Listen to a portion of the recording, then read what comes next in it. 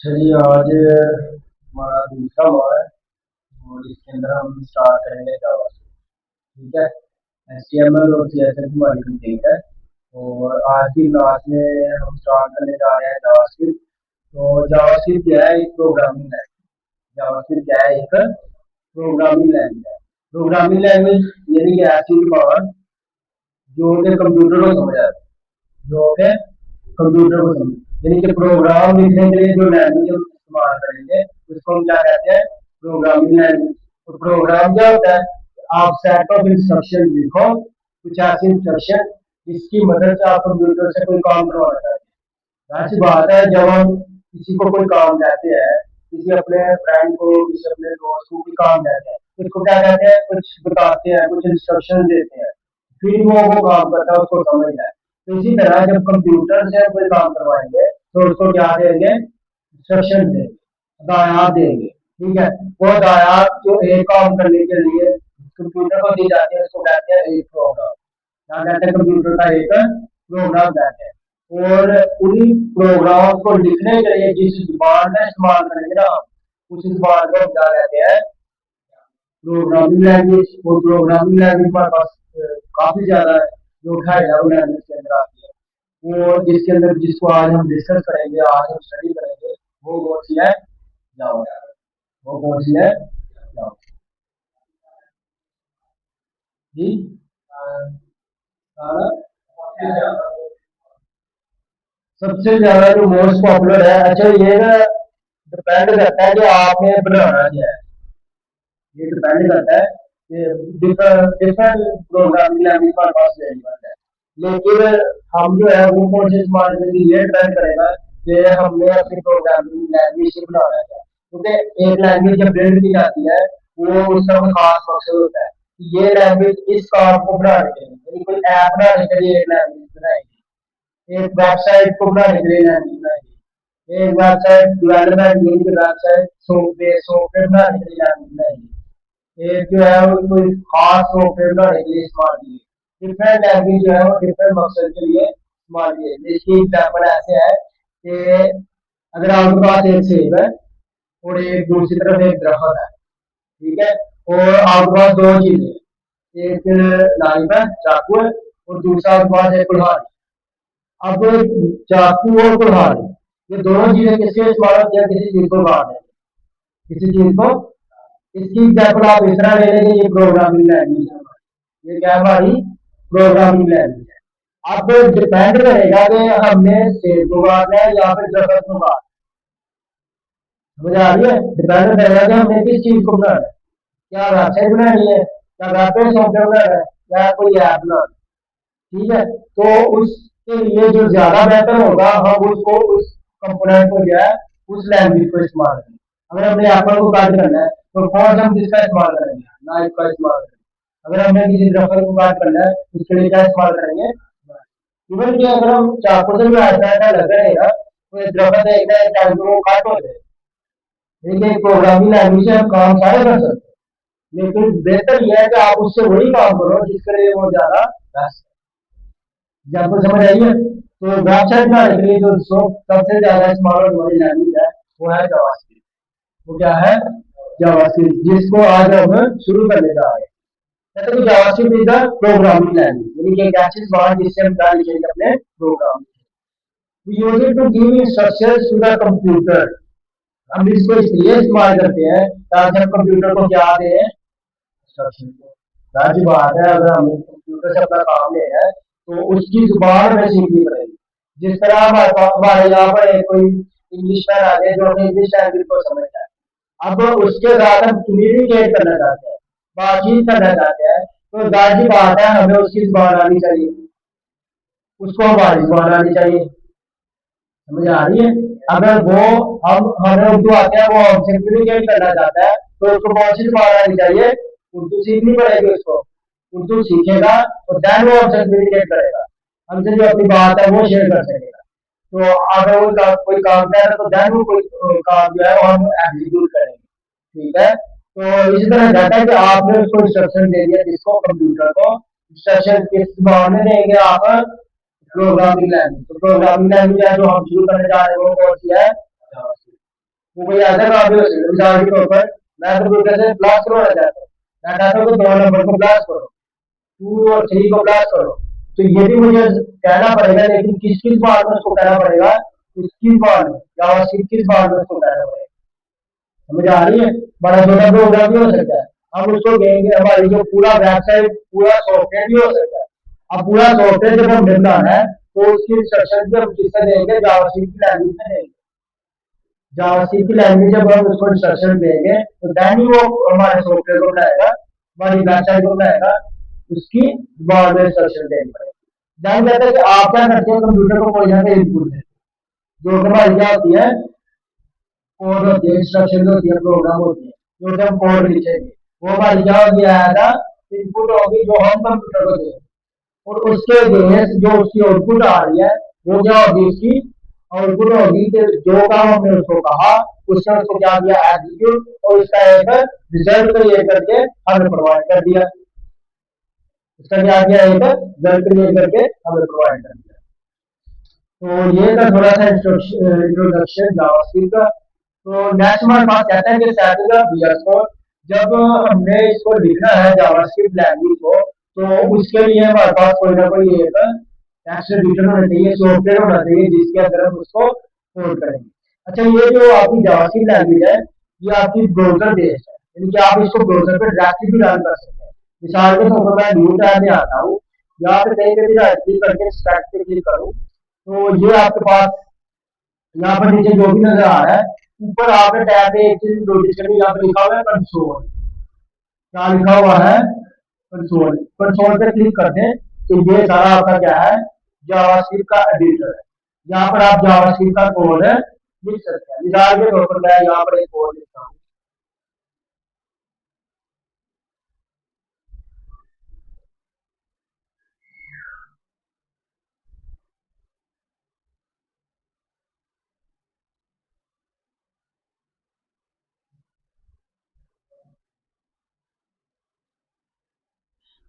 जैसे ही मैंने इस कोड को रन किया तो मेरे पास क्या हुआ, एक कोड कोड, ये ये मेरे पास क्या आ गया, एक मेरी छोटी सी स्क्रीन खुल के आई है, जिसके ऊपर क्या लिखा हुआ है, हेलो।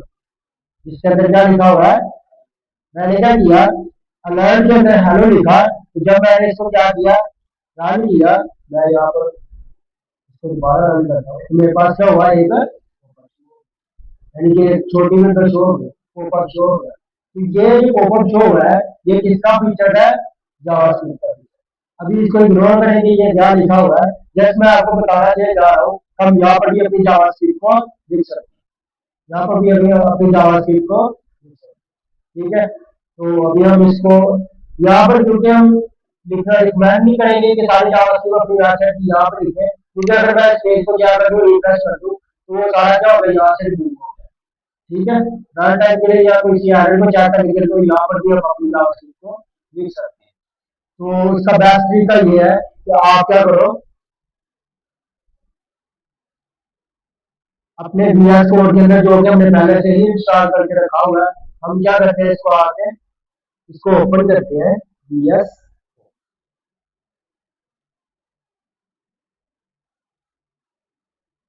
VS कोड के अंदर जाके अच्छा, सबसे पहले हम जाके अपने फोल्डर स्ट्रक्चर के अंदर,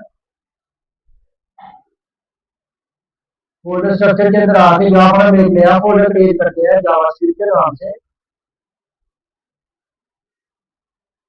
और इसके अंदर जाके एक फोल्डर क्रिएट करते हैं क्लास 01 के नाम से, और इसको हम ओपन भी कर लेते हैं। ये पुराने को क्लोज कर दिया, अब ये हमारे पास एक फोल्डर,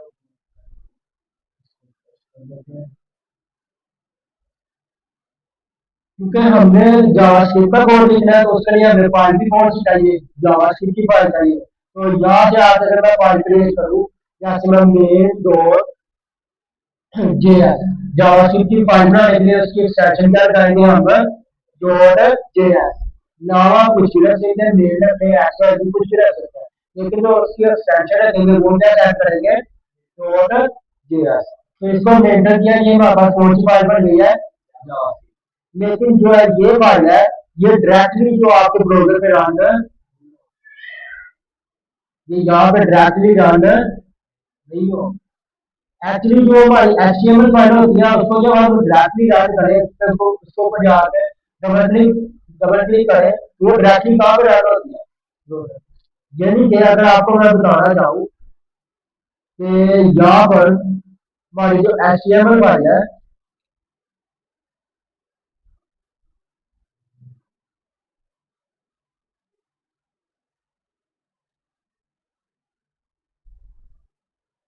एक हमारे पास एचटीएमएल फाइल है, एक जीएस फाइल है, और एक हम सपोज कर लेते हैं हमारे पास क्या है, हमारा ब्राउजर है। ठीक है, तो हमारी जो एचटीएमएल फाइल है वो डायरेक्टली रन होती है किसके ऊपर है, ब्राउजर के ऊपर। लेकिन जो हमारी जेएस फाइल है वो डायरेक्टली ब्राउजर के ऊपर रन नहीं होती। हम इसके लिए क्या करेंगे, अपनी जेएस फाइल को अगर हम रन करना चाहते हैं किसके ऊपर, ब्राउजर के ऊपर, डायरेक्टली तो रन नहीं कर सकते, लेकिन हम क्या करेंगे, इसको पहले किसके साथ अटैच करते हैं, एचटीएमएल के साथ अटैच करते हैं। अपनी जेएस फाइल को किसके साथ अटैच कर दिया, एचटीएमएल। जब ये इसके साथ अटैच हो जाएगी तो इसका मतलब ये होगा कि हमारी जो जेएस फाइल है वो डायरेक्टली लिंक किसके साथ हो गई है, ब्राउजर के साथ। वो डायरेक्टली लिंक किसके साथ हो गई है, ब्राउजर के साथ। ठीक है, तो इसको हम क्या करेंगे, अपनी एचटीएमएल फाइल के अंदर जाएंगे। सबसे पहले हम अपने प्रोजेक्ट के अंदर जाके कौन सी फाइल क्रिएट कर लें, एचटीएमएल। तो इसका हम नाम रख देते हैं इंडेक्स डॉट एचटीएमएल। इसकी एक्सटेंशन जो रहेगी वो रहेगी डॉट एचटीएमएल। इसके अंदर बेसिक कोड ये वाला पुट कर दें, और यहाँ पर कुछ भी तो जस्ट उसको टैग करने के लिए हमने कौन सा टैग लगाना है, स्क्रिप्ट का टैग लगा दें। और इसके अंदर ऐसा जो भी इसका एट्रीब्यूट रहेगा, इसके अंदर आपने इसका लिंक दे देना है, किसका लिंक, अपनी जावास्क्रिप्ट का। तो हमने क्या किया, अपनी जावास्क्रिप्ट फाइल को किसके साथ लिंक कर दिया, एचटीएमएल फाइल के साथ। और अब ये जो हमारी एचटीएमएल फाइल है ये डायरेक्टली कहाँ पे रन होगी, हमारे ब्राउजर पे।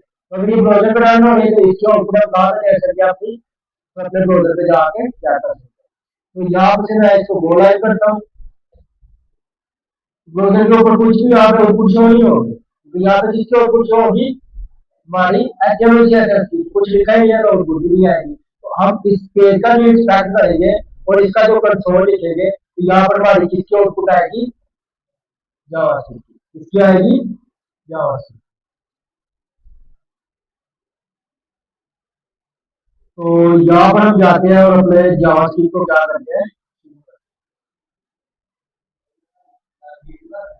इसका जावास्क्रिप्ट का, ये जावास्क्रिप्ट का लाना पेज। एक्चुअली जो कोड हमारा जावास्क्रिप्ट का आएगा वो कहाँ पर आएगा, जावास्क्रिप्ट के पेज में आएगा। ये हमने दो पेज बनाए हैं, कितने पेज बनाए हैं, एक ये वाला जेएस का पेज है और दूसरा कौन सा पेज है, एचटीएमएल का पेज है।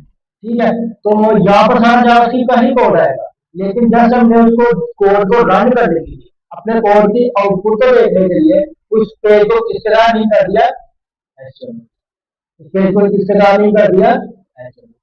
ऐसा नहीं है कि जेएस को, जेएस और जो एचटीएमएल सारी एक पेज में कर सकते हैं। यहाँ पर स्क्रिप्ट के अंदर आप अपनी जेएस लिख सकते हैं, स्क्रिप्ट के टैग के अंदर भी आप अपनी जावास्क्रिप्ट को लिख सकते हैं। तो हम क्या करते हैं, यहाँ पर अपनी सारी जावास्क्रिप्ट लिखते हैं। अच्छा, अगर आपने कोई भी चीज जो है वो प्रिंट करवा लिया, आउटपुट करवा लिया, आउटपुट में दिखा लिया है, तो उसके लिए जो हम इस्तेमाल करते हैं वो कहते हैं कंसोल, या कंसोल डॉट लगा के लो, कंसोल डॉट लो। कंसोल का मतलब ये जो हमारा एडिटर है। डॉट लॉग किस लिए इस्तेमाल करेंगे, अपनी किसी भी चीज को आउटपुट करवाने के लिए, किसी वेरिएबल को, किसी टेक्स्ट को, किसी मैसेज को आपने आउटपुट में दिखाना है, तो इसके लिए आप क्या लिखेंगे, कंसोल डॉट। जिस तरह आप सी लैंग्वेज में लिखते होते हैं ना प्रिंट एफ, प्रिंट एफ किसलिए लिखते हैं, किसी भी टेक्स्ट को आउटपुट में दिखाने के लिए। तो जो जावास्क्रिप्ट के हम पढ़ेंगे, जावास्क्रिप्ट के अंदर हम पढ़ेंगे वो क्या है, हमारे पास ऑप्शन है कंसोल डॉट, कंसोल डॉट लो। जैसे कि मैं यहाँ पर लिखता हूँ कंसोल,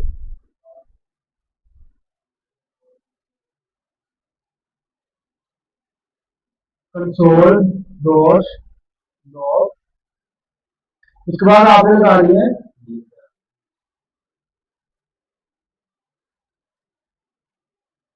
आपने लगानी है पैरेंथेसिस। क्या लगानी है, यानी कि सबसे छोटी वैल्यू, और उसके दरमियान अपना अपना जो भी टैक्स है वो लिखे। साल के तौर पर मैं लिखता हूँ आई लव यस, यानी कि जावास्क्रिप्ट। इसको मैं इंटरप्रेट करूँ तो मेरे पास क्या लिखा आ जाएगा।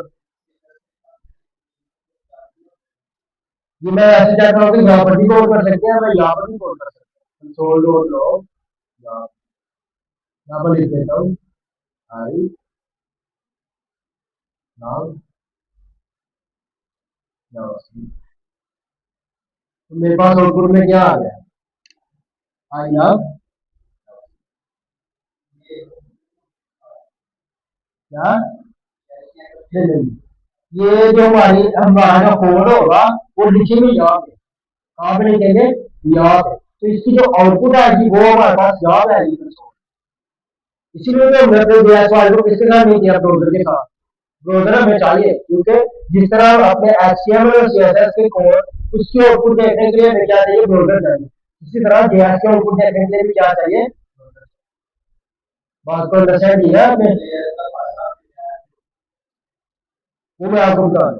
जब हम इसके अंदर फंक्शन ऐड करेंगे, देखो जो भी फंक्शनैलिटी ऐड करेंगे अपने कोड के अंदर, अपनी वेबसाइट के अंदर, वो सारी जेएस के लिए अप्लाई होगी, सारी किसके लिए अप्लाई होगी। अभी हम क्या करते हैं, इसके बेसिक कंपोनेंट्स को पढ़ने की कोशिश करते हैं।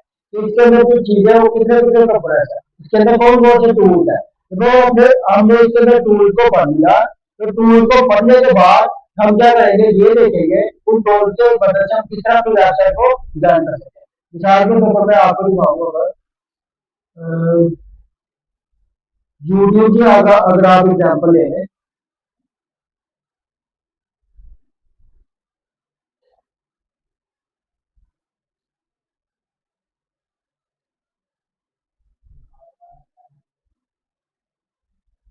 अच्छा, एग्जाम्पल को मैं आपको वैसे एक्सप्लेन करके करने की कोशिश करूँ तो अगर मिसाल के तौर पर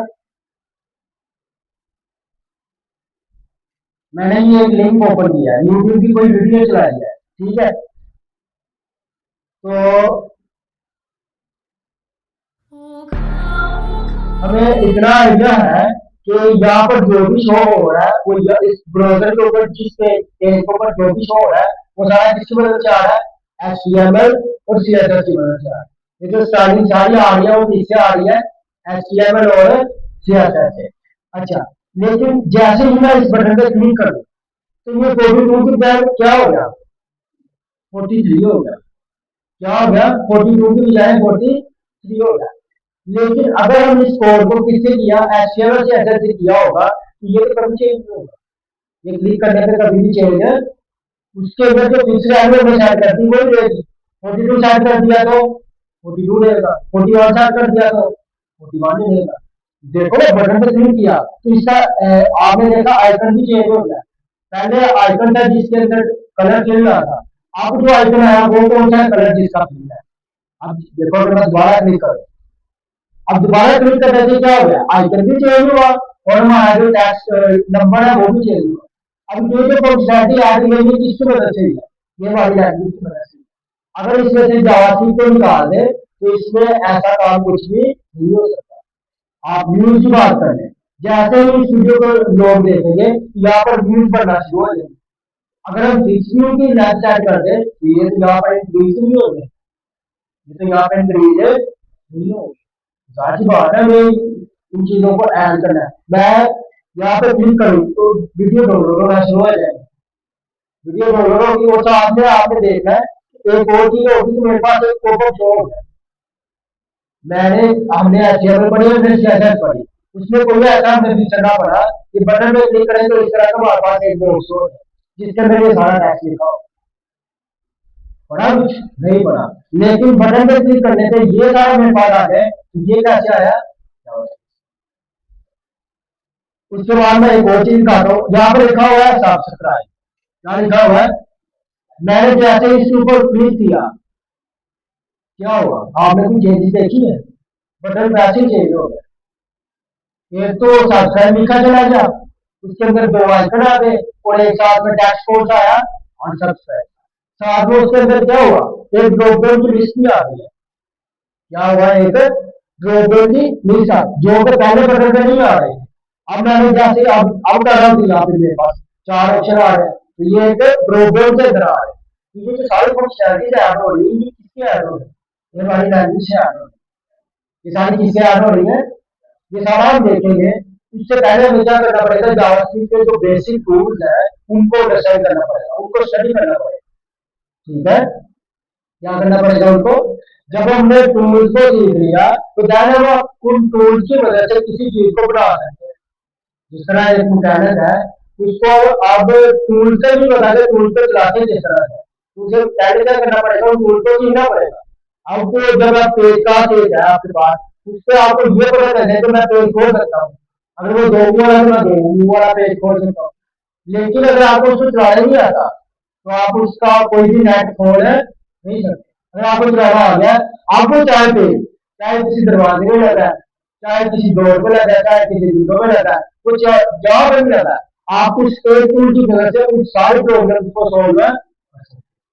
लेकिन उससे पहले आपको क्या पता है कि उन टूल्स के बारे में डीप नॉलेज होना चाहिए, उन टूल्स को इस्तेमाल करना आना चाहिए।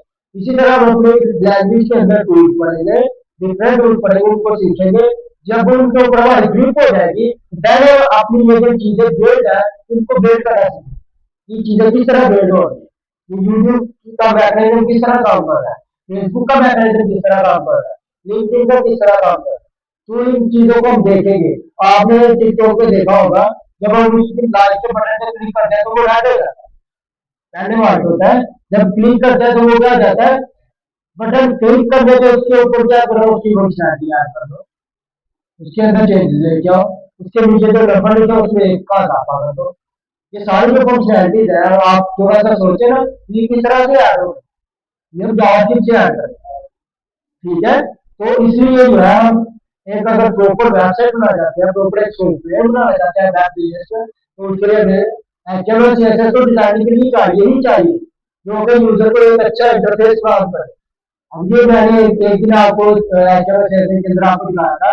अगर इसके अंदर एचटीएमएल सीएसएस ना हो, सारी जावास्क्रिप्ट लगी हो, तो फिर भी ये वेबसाइट अच्छी यूजर फ्रेंडली नहीं होगी। जिस तरह हमने इसकी फाइलों को डीएल टैग करके चेक भी किया था, वो इस तरह से स्क्रोलिंग के अंदर सारा यूट्यूब आ रहा है। तो यहाँ तक क्लियर है। तो अभी हम क्या करते हैं, अपनी जावास्क्रिप्ट को इस्तेमाल करें। ठीक है, तो जावास्क्रिप्ट के अंदर आप किसी भी चीज को अगर आप आउटपुट में दिखाना चाहते हैं तो इसके लिए आप क्या इस्तेमाल करेंगे, कंसोल डॉट लो का फंक्शन इस्तेमाल करेंगे। तो उसके अंदर आप टैक्स लिखो, आपका टैक्स हो जाएगा। उसके अंदर आप कोई भी नंबर लिखो, मिसाल के तौर पर मैं यहाँ पर नंबर लिख 1 2 3 4 कुछ इस तरह से, तो ये आपका क्या हो जाएगा, नंबर प्रिंट हो जाएगा। क्या हो जाएगा, नंबर प्रिंट हो जाएगा। इस डबल कोट्स के अंदर आप कोई भी चीज लिखो, कोई सिंबल लिख दो, जो भी सिंबल लिख दो, कोई नंबर लेटर लिख दो, कोई अल्फाबेट लिख दो, वो एज इट इज क्या होगा आपकी आउटपुट में शो हो जाएगा। सबसे पहली चीज जो हमने आज पढ़ी वो ये है कि जावास्क्रिप्ट के अंदर अगर आप कोई भी चीज आउटपुट में दिखाना चाहते हैं तो इसके लिए जो फंक्शन इस्तेमाल करेंगे वो कौन सा होगा, कंसोल डॉट, कौन सा होगा, कंसोल डॉट। उसके अंदर आपने उसके बाद लगानी है सबसे छोटी लाइन जिनको पैरेंथेसिस भी कहते हैं। उसके बाद अंदर आपने डबल कोट्स लगाए, और एक और चीज, मैं इसको डबल कोट में भी लिख सकता हूँ और इसको मैं सिंगल कोट में भी लिख सकता हूँ। अभी मैंने क्या किया, सिंगल कोट में लिखा, तो अगर मैं इसको रिफ्रेश करूं तो मेरी आउटपुट में किसी किस्म का प्रोडक्ट एक और इसके लिए इस्तेमाल होता है। एक हमने पढ़ा डबल कोट्स, डबल कोट के अंदर टैक्स लिख सकते हैं, दूसरा सिंगल कोट्स के अंदर अपना टैक्स लिख सकते हैं, फिर भी आउटपुट आएगी। तीसरी चीज ये, आप क्या कर सकते हैं, ब्रैकेट्स का इस्तेमाल कर सकते हैं। इसका इस्तेमाल कर सकते हैं, जहाँ की मैंने यहाँ से कर दिया, ब्रैकेट्स होती है बंद बटन के साथ आपके पास, ये वाली जो होती है इनको क्या कहते हैं, ब्रैकेट्स। इसके अंदर भी आप अपनी आउटपुट अपना डैश लिख सकते हो, तो इससे भी क्या होगा, आपकी आउटपुट है। इन दोनों में डिफरेंस क्या है, तो थोड़ा सा आगे यहाँ पे मैं इसका आपको डिफरेंस बता देता हूँ। सिंगल कोट्स का और डबल कोट्स का, मिसाल के तौर पर मुझे कोई ऐसा वर्ड चाहिए जो कि मैं सिंगल कोट्स शो करवाना चाहता हूँ, मैं नाम के ऊपर क्या शो करवाना चाहता हूँ, सिंगल कोट्स, तो मैं उसके बाद फिर जो यूज करूंगा वो क्या यूज करूंगा, डबल कोट्स इस्तेमाल। अब क्या होगा, नाम के ऊपर क्या आ रही है, सिंगल कोट्स। यानी कि मुझे आउटपुट पे सिंगल कोर्स चाहिए, मुझे क्या चाहिए थी, आउटपुट पे सिंगल कोर्स चाहिए थी। मैंने क्या किया, फिर बाय डबल कोर्स इस्तेमाल की, फंक्शन की जो इस्तेमाल की वो कौन सी इस्तेमाल की, डबल कोर्स, और अंदर क्या इस्तेमाल कर दी, सिंगल। अगर मुझे अंदर डबल कोर्स चाहिए तो मैं बाय का इस्तेमाल करूंगा, सिंगल कोर्स। लेकिन अगर मैं देखो ना, अगर मैं चाह रहा हूँ, अगर एक ही तरीका होता सिर्फ डबल कोर्स को शो करवाने, यानी कि डबल कोर्स से आउटपुट को शो करवाने का तरीका होता। अब मैं आपसे कहता हूँ कि मैं लाभ के ऊपर क्या करवाना चाहता हूँ, इसके दोनों तरफ डबल कोर्स शो करवाना चाहता हूँ, लाभ के दोनों तरफ डबल कोर्स शो करवाना चाहता हूँ। अब क्या आप लिखेंगे इस तरह से, ऐसे ही लिखेंगे ना। अब वो इसको इस तरह अंडरस्टैंड कर रहा है कि एक डबल कोर्स यहाँ से शुरू यहाँ पे खत्म हो गई, दूसरी यहाँ से शुरू यहाँ पे खत्म हो गई, ये दरमियान में पता नहीं कौन सा टेक्स्ट है, मतलब बात को अंडरस्टैंड किया आपने। अब हम किसी टैक्स के ऊपर, किसी वर्ड के ऊपर अगर डबल कोट शो करवाना चाहते हैं तो देन बाय डबल कोट का इस्तेमाल नहीं करें, तो फिर वो उसको दो पोर्शन बना देगा। अगर डबल कोट का इस्तेमाल किया, वो एक पोर्शन डबल कोट का लादा कर देगा, वो है क्या जी, इसके दरमियान, इसके दरमियान एक और डाल। अच्छा देखो क्या होगा,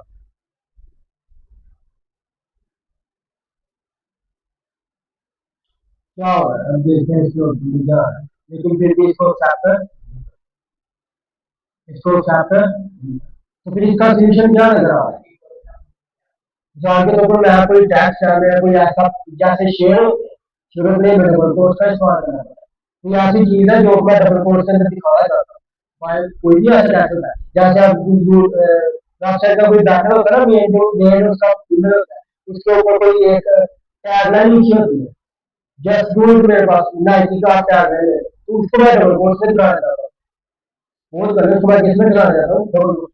तो उसकी जो सोल्यूशन है वो ये है कि अगर आपको अंदर डबल कोर्स चाहिए तो आप बाइंड का इस्तेमाल करो, और अगर आपको अंदर से कोई कोर्स चाहिए तो बाइंड का इस्तेमाल करो। अच्छा आपको अंडरस्टैंड किया आपने, बैसिक्स का भी इस्तेमाल करते हैं, और थोड़ा सा आप इसको फिर यहाँ तक बात को अंडरस्टैंड किया है।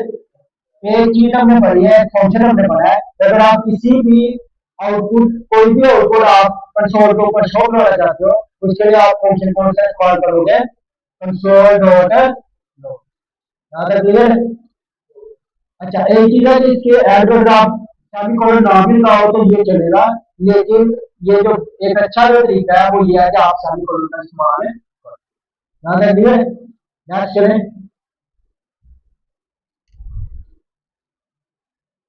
तो ये तो हमने पढ़ लिया कि आवर फर्स्ट जो है कोड इस तरह कंसोल डॉट के अंदर आप अपनी आउटपुट को शुरू करो। नेक्स्ट आज का जो हमारा वेरी इंपॉर्टेंट, जो कि बहुत ज्यादा इस्तेमाल होने वाला फीचर और छोटा सा कंसेप्ट, ठीक है, वो है वेरिएबल इन जावास्क्रिप्ट। जावास्क्रिप्ट के अंदर जो है वेरिएबल किस तरह से बनाते हैं, इसको अंडरस्टैंड करना बहुत जरूरी है। आपकी पूरी लैंग्वेज जो है वो, मेरा ख्याल है 100 से जो 90% लैंग्वेज है वो इसके ऊपर बेस करें। आपको वेरिएबल्स भी बनाने आते हैं तो आप लैंग्वेज के अंदर कुछ कर नहीं सकते, कुछ शो नहीं करवा सकते, वेरिएबल्स को समझना जरूरी है। कहते हैं कि variable are containers for data. आपको अगर मैं इसको एक मिसाल से समझाने की कोशिश करूं तो वेरिएबल आप सपोज करो एक बॉक्स है, वेरिएबल क्या है, एक बॉक्स है, एक डब्बा है, वेरिएबल क्या है, एक बॉक्स है, डब्बा है, कंटेनर है, कंटेनर होता है ना, उस तरह का बॉक्स है। तो उनके अंदर बॉक्स क्यों रह जाते हैं, बॉक्स है वो क्यों रह जाता है। हम मिसाल के तौर पर किचन के अंदर हमने डिफरेंट बॉक्सेस रखे होते हैं, डब्बे रखे होते हैं, वो डब्बे क्यों रह जाते हैं, ताकि उसके अंदर किसी चीज को स्टोर करें, उसके अंदर किसी चीज को स्टोर करें। तो इस उससे उस कंसेप्ट से आप कंटेनर है, कंटेनर इतने जो बड़े बॉक्स है, कंटेनर क्यों रहेंगे, उसके अंदर कोई सामान रखा जा सकता है, उसके अंदर कोई सामान रखा जा सकता है।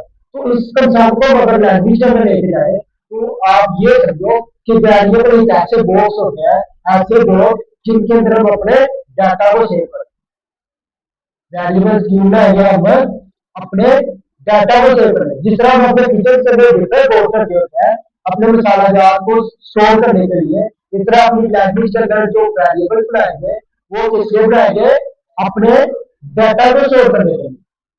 किसको स्टोर करने के लिए, डाटा को स्टोर करने के लिए। अच्छा, कहते हैं कि वेरिएबल जो होते हैं ना वो आपकी बनते हैं रैम के ऊपर। वेरिएबल कहाँ पे बनते हैं, आपकी रैम के ऊपर। और हर वेरिएबल का एक एड्रेस होता है। हर वेरिएबल में क्या होता है, एक मेमोरी का एड्रेस होता है। आपने जब वेरिएबल बनाना है तो वो कहाँ पे जाकर बनेगा, रैम के ऊपर। वो कहाँ पे जाकर बनेगा, रैम के ऊपर। रैम के ऊपर जाके जब बनेगा तो रैम के अंदर जितना भी डाटा सेव हो रहा है, हर डाटा की एक ना कोई ना कोई लोकेशन, हर डाटा की कोई ना कोई, वो जहाँ पर उसको जगह मिले कि कोई उस लोकेशन पे जाकर क्या बना देगा, वेरिएबल बना देगा, एक बॉक्स बना देगा, एक कंटेनर बना देगा, ताकि उसके अंदर किसी डाटा को सेव किया जा रहा है। तो जब वेरिएबल बनाते हैं तो वेरिएबल का एक, हमने देखा कि एक उसका मेमोरी लोकेशन, हर वेरिएबल की क्या होती है, एक मेमोरी लोकेशन होती है। दूसरे नंबर पे हर वेरिएबल का एक नाम होता है। हर वेरिएबल का क्या होता है, एक नाम होता है। नाम क्यों रखा जाता है, किसी को पहचान के लिए। किसी डाटा को हमने अगर फैच करना है तो हम किससे उसको बनाएंगे, उसके नाम से। देखो ना, अगर एक डाटा को स्टोर ही करना है तो उसको सिंपल आप स्टोर रूम में जाकर रखो, लेकिन अगर आप उसको खास एक बॉक्स के अंदर जाकर रखो तो इसका मतलब क्या होगा कि आपने उसको एक लेबल कर दिया। जब भी आपको डाटा को फाइंड करना होगा आपको मुश्किल पेश नहीं आएगी। आप किसी को कहोगे कि आप जी मैं इस बॉक्स के अंदर मैंने ये चीज रखी है, आप उस चीज को उस बॉक्स से ले जाओ। ड्राइवर अवेलेबल गाड़ी है, उसके अंदर डिफरेंट बॉक्स है, उसके अंदर मैंने तो क्या लेबल कर दिया। एक बॉक्स का नाम रख दिया बुक्स, एक का नाम रख दिया कॉपी, एक का नाम रख दिया पेंसिल रख दिया। अब जब मैं उसके अंदर डाटा रखूंगा उसके अंदर उसी किस्म का डाटा रखूंगा। अब एक तरीका तो ये है कि डाटा को सेव करो कमरे के अंदर, कहीं पे भी जाकर बुक्स रख दो, कहीं पे पेंसिल रख दो, कहीं पे कॉपी रख दो, ये भी तो कमरे के अंदर ही है ना सारी चीजें। लेकिन एक ऑर्गेनाइज तरीके से रखने का मकसद कि आप अगर इसको फैच करना चाहते हो आप उसका नाम लो, वो आपके पास डाटा आ जाए। तो इसी तरह जब हम मेमोरी के अंदर वेरिएबल बनाएंगे तो साथ में उसका क्या रखेंगे, एक नाम रखेंगे। क्या रखेंगे, उसका नाम रखेंगे। नाम क्यों रखेंगे, ताकि हमें ये आइडिया हो इस नाम के बॉक्स के अंदर हमने ये डाटा रखा। मिसाल के तौर पर मैं एक बॉक्स बनाता हूँ, उससे उसका नाम मैंने रख दिया एज। क्या रख दिया, एज। उसके अंदर जो मैंने डाटा रखा वो मैंने लिख दिया 20। उसके अंदर क्या रख दिया, 20 रख दिया। अब जो बॉक्स में था उसका नाम क्या हो गया, एज।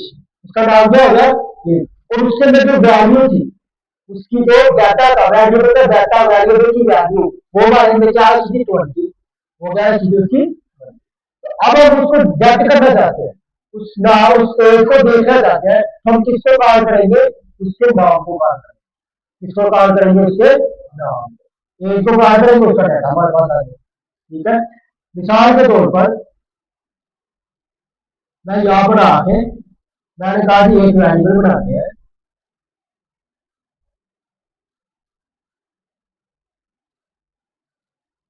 मैंने कहा कि एज इज इक्वल टू 12। तो मेरे पास आउटपुट में क्या आया, एज के अंदर हमने जो भी सेव किया वो कहां पर आ गया, नीचे 12 के अंदर है, वो नीचे 12 में शो हो गया। ठीक है। मिसाल के तौर मैं कहता हूँ कि फुल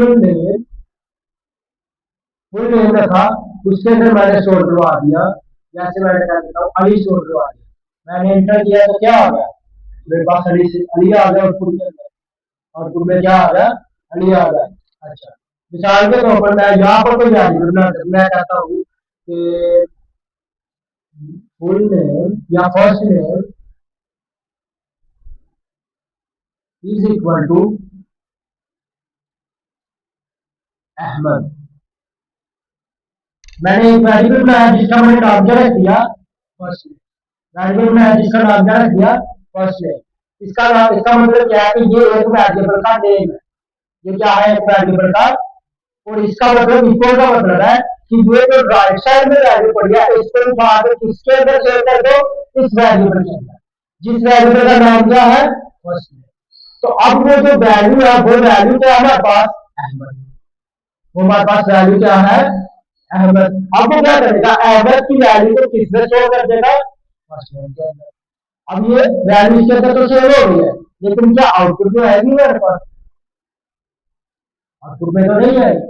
क्यों नहीं आएगी? क्योंकि आउटपुट बनाने के लिए हमारे पास फंक्शन कौन सा होता है? कंसोल डॉट लो। क्या इस वेरिएबल को ये वेरिएबल मेमोरी में सेव हो चुका है, ये वेरिएबल मेमोरी के अंदर सेव हो चुका है, लेकिन इसको आउटपुट उसको गेट करने के लिए हमने कंसोल का फंक्शन नहीं लिखा, कंसोल डॉट लो का फंक्शन है नहीं लिखा, तो ये हमारी आउटपुट में भी शो नहीं होगी। तो जब भी हमने इसको मेमोरी से गेट करना है तो आउटपुट में करवाना है, आउटपुट शो करवाना है, तो कौन सा फंक्शन इस्तेमाल करेंगे? कंसोल डॉट लो। जब भी आप किसी किसी को आउटपुट में दिखाना चाहेंगे तो आपको ये लिखना पड़ेगा। ठीक है। अच्छा, एक चीज तो मैं ये करी थी कंसोल के अंदर, आप डबल कोट्स के अंदर जो भी लिखो वो आपके पास सेट हो जाएगा। तो क्या मैं डबल कोट्स के अंदर लिखूं फर्स्ट में? अब मुझे बताओ कि आउटपुट में क्या आएगा। मैं ये ऊपर वाले दो लाइन को कमेंट कर, आपने मुझे ये बताना है कि आउटपुट में क्या आएगा। क्या लिखा है? फर्स्ट में लिखा आएगा या अहमद लिखा आएगा? जी सर, क्या लिखा है? हसन लिखा है या फर्स्ट नेम? अहमद लिखा है, फर्स्ट नेम लिखा है। क्या करते हैं यार? क्या लिखा है? फर्स्ट नेम लिखा है ना, लेकिन हम क्या सोच रहे थे क्या है, अहमद लिखा है, लेकिन ऐसा नहीं हुआ। उसकी रीजन क्या है कि डबल कोट के अंदर हमने पहली चीज क्या पढ़ी थी, डबल कोट के अंदर आप कुछ भी लिखो तो उसका आधा टैक्स कंसिडर करेगा। अब उसको ये भी बताना पड़ेगा कि ये वैल्यूएबल है, ये फर्स्ट नेम में टैक्स का नाम है। अब वो उसको ज्यादा कंसिडर कर रहा है, टैक्स कंसिडर कर रहा है, लेकिन जब हम किसी वैल्यूएबल को आउटपुट करवाते हैं तो उसका नाम लिखता है, तो ये भी उसका नाम ही लिखा है, लेकिन उसको डबल कोट के अंदर नहीं लिखते, उस नाम को हम डबल कोट के अंदर नहीं लिखते। डबल कोट के अंदर नहीं लिखा तो उसका मतलब क्या होगा, ये किसी वैल्यूएबल का नाम, ये किसी वैल्यूएबल का नाम है। तो अब क्या लिखा है? अहमद लिखा है। अब उसने फुल नेम को प्रिंट नहीं करवाया, अब उसके अंदर जो डाटा भरा था उसको प्रिंट करवाया। एक एक एक था हमारे पास वेरिएबल, वेरिएबल का एक नाम था फर्स्ट नेम, उसके अंदर जो डाटा था वो था अहमद। तो जब हमने उसको गेट किया तो उससे कौन सी वैल्यू थी? उसकी वैल्यू थी, बजाय उसके तो उसका नाम देता। उसने वो फर्स्ट नेम नहीं शो करवाया, हम उसने वो कंटेनर के अंदर, उस बॉक्स के अंदर जो भी डाटा पड़ा था उस डाटा को शो करवाया। इसको शो करवाया उसके डाटा को शो। इसकी समझ लगी है? मिसाल के तौर पर मैं ये लिख रहा हूँ, एज इज इक्वल टू 40। मैंने यहाँ पर दूसरे वेरिएबल का नाम क्या लिखा? तो मेरे पास क्या लिखा? एक तो अहमद लिखा आ गया और दूसरा क्या लिखा आ गया? अब ये 14 किस 14 कहां से आ रहा है? एज के वेरिएबल के अंदर से आ रहा है। एज के वेरिएबल के अंदर जो डाटा हो रहा है उस डाटा से क्या आ रहा है? 14 आ रहा है। बात को अंडरस्टैंड किया आपने? जब दो वेरिएबल एक ही कंसोल में प्रिंट करवाए तो इसके दरमियान आपने क्या इस्तेमाल करना है? कोमा। अब कोमा इस्तेमाल नहीं करेंगे तो आपके पास क्या आएगा? क्या आएगा? वो इसको एक ही टेक्स्ट कंसीडर कर, क्या? हाँ, कंसोल से हम तो सीखेंगे ना, सीखेंगे। जब हम सीखेंगे ना तो हमने जस्ट कंसोल कंसोल कुछ नहीं करवा, हमने क्या करना, अपना कोड कर देना। क्या कर देना? कोड कर देना। उसके ऊपर हमने अटैच कर देंगे किसके साथ? एचटीएमएल के साथ। किसके साथ अटैच कर देंगे? बस बड़ा काम हो गया। यानी कि देखो, अगर हम कोई लॉजिक लिख रहे हैं तो हम सारी एचटीएमएल सीएसएस तो नहीं लिखेंगे हम शुरू से, उसके लिए पहले एक चीज बना रहे हैं, उसके लिए फिर अपनी चीजों को अभी हम टूल को समझ रहे हैं। अभी हम किसको समझ रहे हैं? टूल को समझ रहे हैं। अभी जब हम टूल को समझ लेंगे उसके बाद हम इसको जब प्रैक्टिकल में इस्तेमाल करेंगे इसका, हम इसका सॉल्व नहीं देखेंगे। ठीक है, ठीक है। उसके लिए फिर हमारी जो आउटपुट आएगी वो यहाँ पर आउटपुट आएगी, यहाँ पर देखो ना, मैं यहाँ पे कुछ लिख रहा हूँ, सर्च में कुछ लिख रहा हूँ, तो ये मेरी इनपुट जा रही है, तो मेरे पास जो वीडियो आ रही है वो क्या आ रही है? आउटपुट आ रही है। तो यहाँ पर मुझे कंसोल में जाने की जरूरत है कोई भी नहीं। कंसोल में जाने की जरूरत नहीं है। जो इनपुट में आपको इसी पेज से इनपुट दिखा है और इसी पेज के ऊपर क्या दिखा है, यानी कि आपने क्या किया, अपनी एचटीएमएल और सीएसएस को अटैच किस तरह कर दिया, जावास्क्रिप्ट से। अपनी एचटीएमएल सीएसएस को अटैच किससे कर दिया, जावा। जब हम इन तीनों को अटैच कर देंगे तो इसी से इनपुट लेगा और इसी के ऊपर क्या दिखाएगा आपको। अभी क्या कर रहे हैं हम, अभी हम क्या कर रहे हैं कि जावास्क्रिप्ट को लैंग्वेज से पढ़ रहे हैं, जावास्क्रिप्ट को लैंग्वेज, उसके टूल्स को अंडरस्टैंड करने की कोशिश कर रहे हैं। ठीक है, तो आपने इस कंसेप्ट को अंडरस्टैंड किया। वेरिएबल को, वेरिएबल क्यों बनाते हैं, डाटा को स्टोर करने के लिए। वो डाटा हमारा नंबर भी हो सकता है, वो डाटा हमारा स्ट्रिंग भी हो सकता है, टेक्स्ट भी हो सकता है। वो आगे हमारे पास डिफरेंट टाइप्स है, ये इसको डिस्कस करेंगे। वेरिएबल की समझ आती है। चलिए नेक्स्ट मूव करते हैं।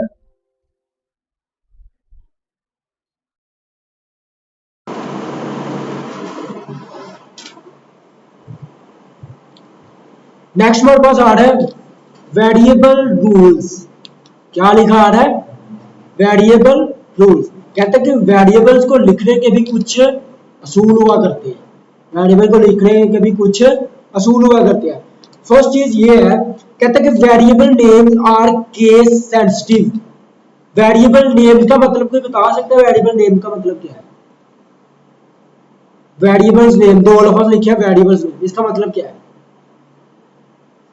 इसका मतलब कि जो भी वेरिएबल बनाएंगे, जो भी उसका नाम रखेंगे। जिस तरह ये हमने वेरिएबल बनाया, उसका नाम क्या रखा, फर्स्ट नेम। दूसरा वेरिएबल बनाया, उसका नाम क्या रखा, तो that age is called the variable name. ये जो एज लिखा है, ये किसको रिप्रेजेंट कर रहा है, वेरिएबल के। ये जो फर्स्ट नेम लिखा है, ये किसको रिप्रेजेंट कर रहा है, वेरिएबल के। तो कहता कि ये जो आपका वेरिएबल नेम है, are case sensitive. Case sensitive का मतलब कि अगर आपने ए लिखा छोटा, स्मॉल लेटर, तो वो उसको एक लैदा टैक्स समझेगा, और अगर आपने ए बड़ा लिखा, वो उसको एक लैदा टैक्स समझेगा। वो दो वेरिएबल सपोज कर लेगा। वो क्या सपोज कर लेगा, दो वेरिएबल। मिसाल के तौर पर आपने छोटे ए से वेरिएबल बनाया और एक बड़े ए से, वो दोनों को लैदा लैदा वेरिएबल समझेगा। मिसाल के तौर पर मैंने यहाँ पर लिखा a इज इक्वल टू 12 और capital A is equal to 30। तो यहां पर जब मैं इसको प्रिंट करवाऊंगा, अब यहां पर अगर मैं A को प्रिंट करवाऊं, स्मॉल a को, तो देन क्या प्रिंट होगा, यहां पर चेक करें 12 प्रिंट हो रहा है। लेकिन जब मैं उसको कैपिटल A से प्रिंट करवा रहा हूं, तो देन मेरे पास क्या आ रहा है। इसका मतलब ये कितने वेरिएबल हो गए, यानी कि लेटर तो सेम ही है, उसमें भी ये लिखा है, इसमें भी ये लिखा है, लेकिन जब हम कैपिटल से स्मॉल में जाएंगे तो उनको दो कर देगा। केस सेंसिटिव का मतलब होता है स्मॉल कैपिटल लेटर और greater than big capital letter में क्या करो, डिफरेंस करो। क्या करो, डिफरेंस करो। उसने क्या किया, डिफरेंस करके एक लैदा वेरिएबल बना दिया और दूसरा लैदा वेरिएबल। क्लियर है। तो कहता है कि वेरिएबल का जो नेम होता है वो केस सेंसिटिव होता है, यानी कि ए स्मॉल ए और कैपिटल ए क्या होते हैं, दोनों डिफरेंट होते हैं। ये आपने बात अंडरस्टैंड कर ली। यानी कि अगर मैं फर्स्ट नेम इस तरह लिख रहा हूं, एक मैं फर्स्ट नेम लिख लूं स्मॉल एफ से, तो क्या ये दोनों सेम है या डिफरेंट है, क्या ये दोनों वेरिएबल सेम है या डिफरेंट है, डिफरेंट है। क्यों, लिखा तो फर्स्ट नेम ही हुआ है, लेकिन दूसरे का जो एफ है वो स्मॉल है। तो इस एफ ने क्या कर दिया, पूरे वेरिएबल को लैदा ही कर दिया। पहले रूल की समझ लग गई है। दूसरे रूल में कहता है only letters, digits, underscore and dollar sign is allowed. इस बात को अंडरस्टैंड करो। कहता है कि वेरिएबल लिखने के लिए हमें कुछ चाहिए, हमें कुछ लेटर्स चाहिए। क्या चाहिए, कुछ, जैसे कि ए टू जी सारे हमारे पास क्या है, लेटर्स है ना। वेरिएबल का नाम रखना है, कोई लेटर चाहिए। अब हमने वेरिएबल का नाम रखा है फर्स्ट नेम, तो ये सारे क्या लिखे हैं, ये एफ आई लिखा है, R S T N A M E, तो ये सारे लेटर्स नहीं है। तो वेरिएबल्स का नाम लिखने के लिए हमें क्या चाहिए, लेटर्स चाहिए। उसके बाद कहता है कि डिजिट्स, डिजिट्स का मतलब 1 to 0, सॉरी 0 to 9। डिजिट्स का मतलब क्या होगा, 0 to 9 0 2, इनमें से आप कोई भी डिजिट इस्तेमाल कर सकते हो, वो भी एक वेरिएबल का नाम हो सकता है।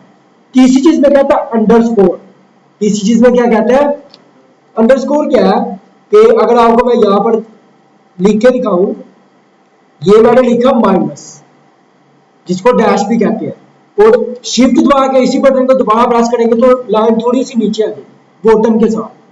किसके साथ आ जाएगी? तो ये जो बॉटम के साथ आ रहा है इसको हम कहते हैं अंडरस्कोर। इसको क्या कहते हैं? तो इसका मतलब वेरिएबल के नेम के अंदर डैश इस्तेमाल नहीं हो सकती। क्या इस्तेमाल हो सकता है? अंडरस्कोर इस्तेमाल। जैसे लेटर तो हमने पहले ही देख लिया कि लेटर से अगर हम वेरिएबल का नाम रखें तो वो वेरिएबल का नाम रखा जा सकता है। लेकिन अगर मैं नंबर भी इसके अंदर लिख दूं, इसके अंदर क्या लिख दूं? नंबर लिख दूं, तो क्या ये वेरिएबल का नाम रखा जा सकता है? तो यहां पर इसको प्रिंट करवा के चेक करते हैं।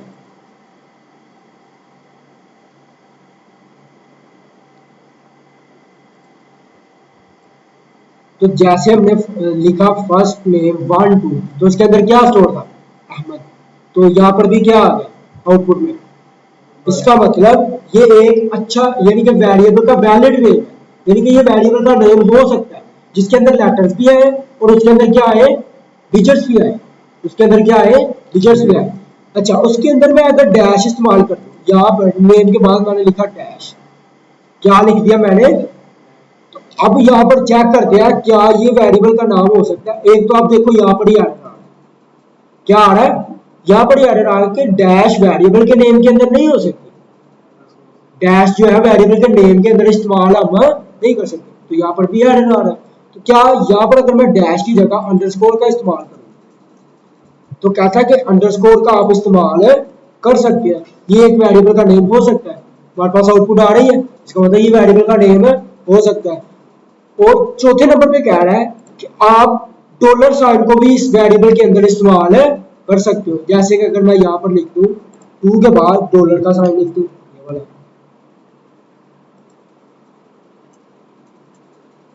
सॉरी ये है। तो यहाँ पर अगर आउटपुट को चेक करें तो हमारे पास अहमद नाम की आउटपुट आ रही है।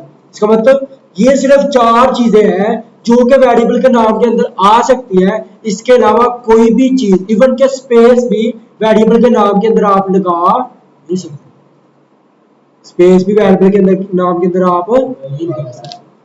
मिसाल के तौर पर मैं यहाँ पर फर्स्ट स्पेस नेम इस तरह लिख दूं तो यहाँ पर ही आएगा कि स्पेस भी नहीं लगा सकते। मैं यहाँ पर स्टैटिक लगा दूं तो स्टैटिक भी आप वेरिएबल के नाम के अंदर इस्तेमाल है।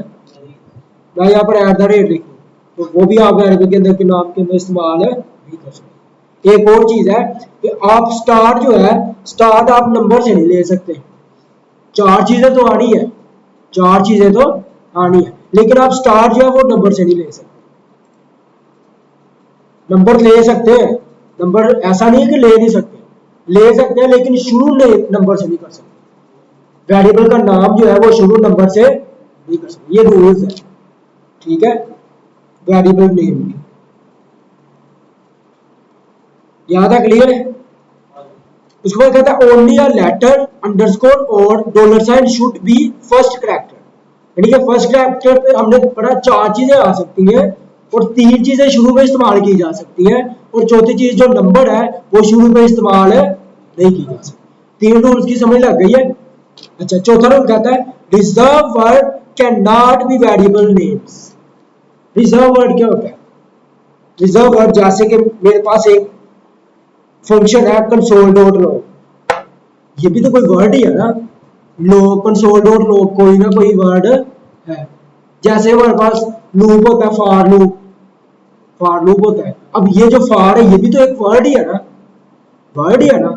अब कहता है कि ये जो वर्ड है इसको आप वेरिएबल का नाम नहीं रख सकते, इसको आप वेरिएबल का नाम नहीं रख सकते। अगर हम यहां पे रखने की कोशिश करें,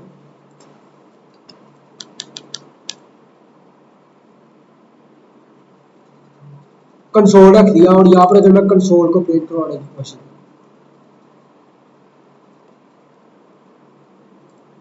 क्या हुआ? एरर आ गया।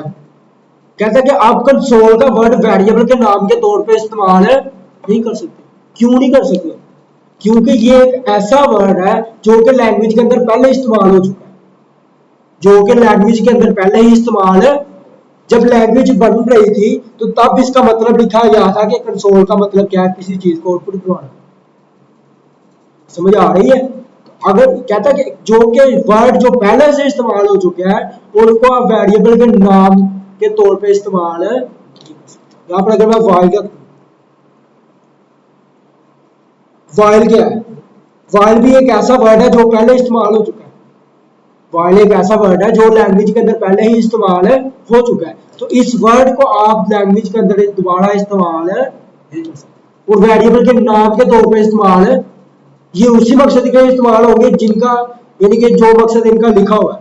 जैसे कंसोल डॉट लॉग का मकसद क्या है कि आउटपुट को शो करवाओ, आउटपुट को प्रिंट करवाओ। तो आप इसको, इस वर्ड को आप वेरिएबल के नाम के तौर पे इस्तेमाल नहीं कर सकते। ये बात अंडरस्टैंड की है? तो वेरिएबल के नेम्स के रूल के अंदर ये चौथी बात है। तो वेरिएबल पढ़ लिया, उसके रूल पढ़ लिए। तो चले आज के लिए इतना ही करते हैं, आप इसकी प्रैक्टिस करें। तो उसके बाद जो है नेक्स्ट जो है इसकी हाफ क्लास है वो हम इसकी कॉल करें, ठीक है? हाँ ठीक, आज ही कंप्लीट नहीं, काफ़ी है आज के लिए, काफ़ी है। तो नेक्स्ट टाइम कॉल